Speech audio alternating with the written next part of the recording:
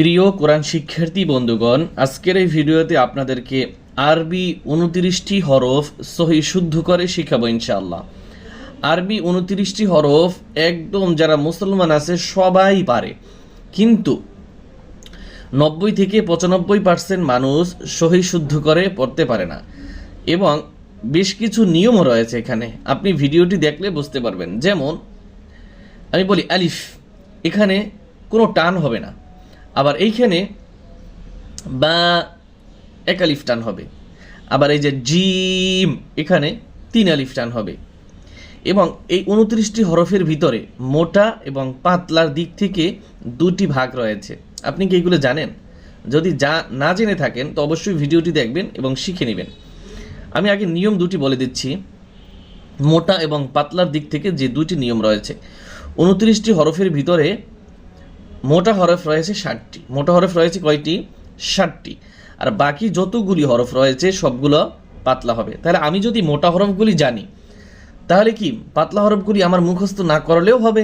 কারণ যেমন বা, এটা কি মোটা নাকি পাতলা? আমি যদি মোটা হরফ 60টি মুখস্থ করি, তাহলে দেখতে পারবো এটা বা মোটা হরফের ভিতরে আছে কি নাই। যদি না থাকে তাহলে পাতলা হরফ, যদি থাকে তাহলে মোটা হরফ। তাই মোটা হরফ এমন হরফ কয়টি? 60টি। আচ্ছা, ধরেন সদ, দদ, ত, জ, এই 4টি। সদ, দদ, ত, জ। এরপর হচ্ছে খ, এরপরে কি খ, এরপর হচ্ছে গইন, এরপর হচ্ছে কফ। মানে এটা পড়ার সুবিধার্থে এই যে সদ, দদ, ত, জ, খ, গইন, কফ পড়ার সুবিধাতে আমরা এভাবে পড়েছি। আপনি ঠিক এভাবে পড়বেন। এরপরে আর যে বাকি হরফগুলি আছে সেগুলো কি হবে? পাতলা হবে। আবার একটু মুখস্থ করেন। সদ, দদ, ত, জ, খ, গইন, কফ।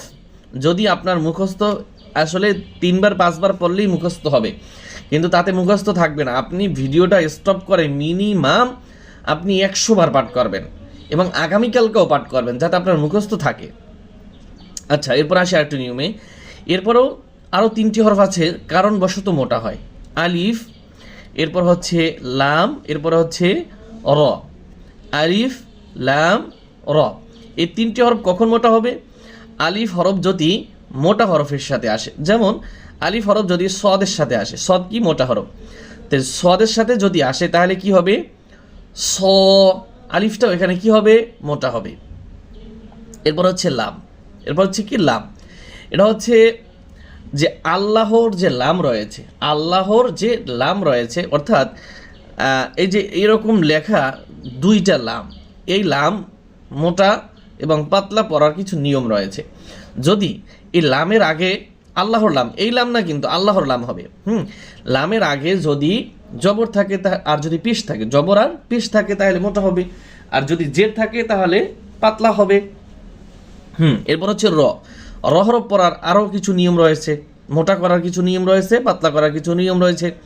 যেমন র হরফের সাথে যদি জবর অথবা পেশ হয় তাহলেও মোটা হয়।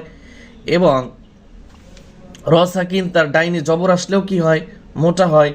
এবং তাসদিদালা রয়ের সাথে যে হরকত থাকে সেই হরকত অনুসারে পাতলা মোটা হয়। ঠিক আছে, এরকম বেশ কিছু নিয়ম রয়েছে। এরপর হচ্ছে 1 আলিফ এবং 3 আলিফ টানের পার্থক্য।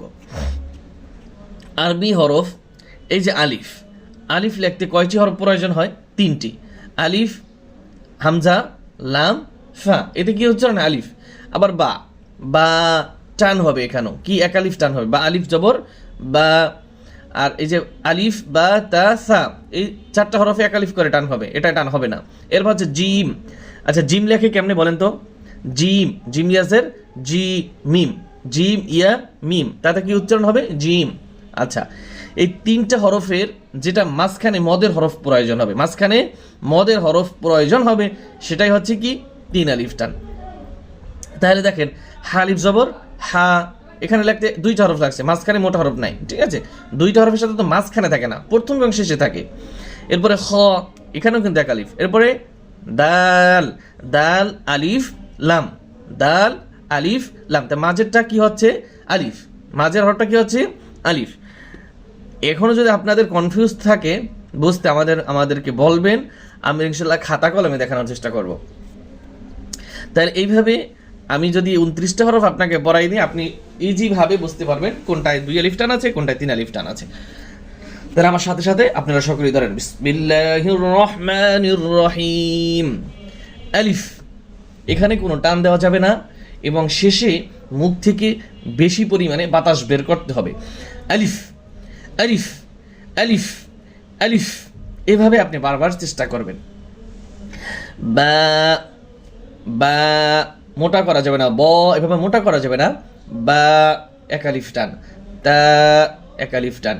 সা, সা হরফটা একটু কঠিন, জিহ্বার আগার সাথে উপরে 2 দাঁতের আগের সাথে জিহ্বা দিয়ে, জিহ্বার আগা উপরে 2 দাঁতের সাথে লাগিয়ে সা, সা এক আলিফ টান হবে এবং নরম হবে, খুব নরম হবে। সা, সা। জিম, জিম, জিম হরফ শক্ত হবে এবং 3 আলিফ টান হবে। জিম, মুখ থেকে আগে ফ্যাস ফ্যাস আওয়াজে বাতাস বের করতে হবে। হ্যাঁ, আমাকে একটু খেয়াল করুন। হ্যাঁ, হ্যাঁ, হ্যাঁ।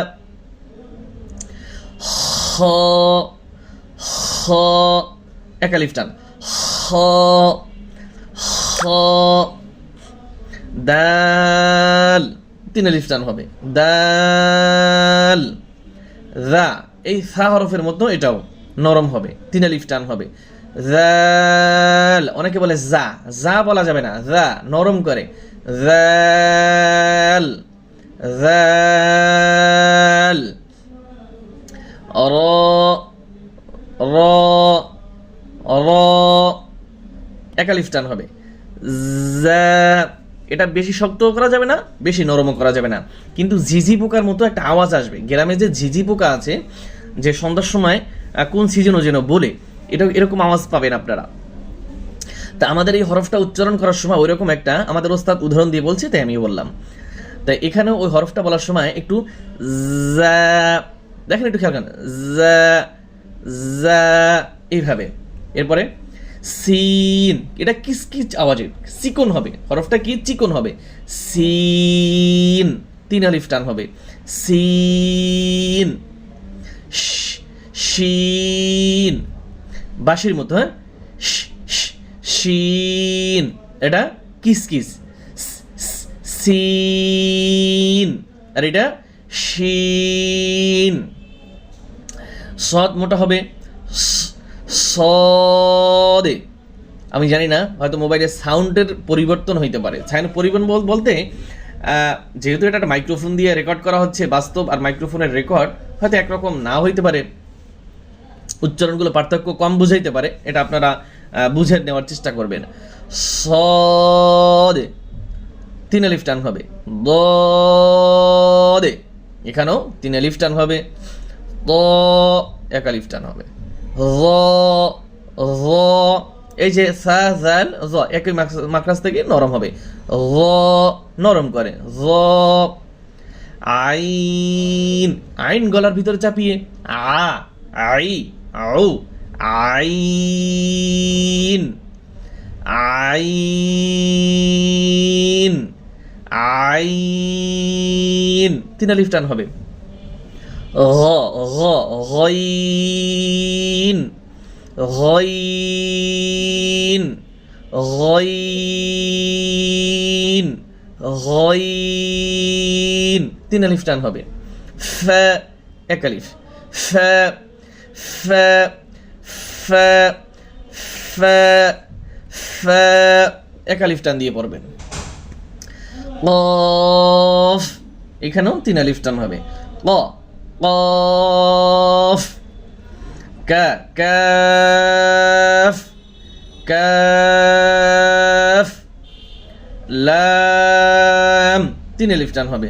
লাম।